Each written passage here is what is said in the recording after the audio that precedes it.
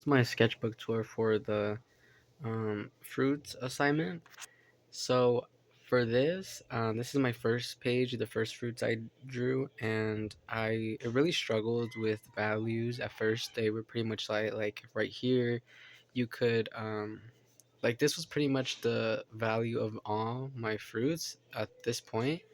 But I went back and I made them, I pushed the values more, but it was really difficult. Right here, I mean, in all the fruits, you can kind of see these like sharp lines, these white scratches in between. I didn't notice at first, but I kind of thought like maybe it's just like the way I'm using the pencils.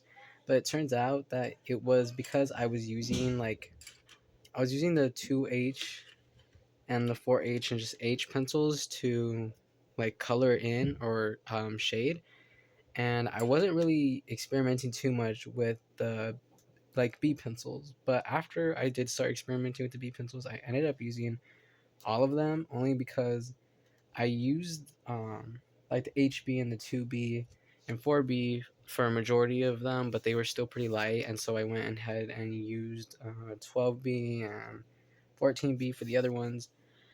So I would say this page is definitely the best page, even though it was the first one, only because the values in these fruits are a lot darker than the ones that I'm about to show you next. So here are the other ones. Um, like I said earlier, I didn't really push the values on a lot of them, so this is a good example of how they were at first. But I went ahead and I tried to push the values anyways on some of them. It was really frustrating because I couldn't really see what the goal was. I was just kind of going and hoping that it would be enough, but I wasn't understanding.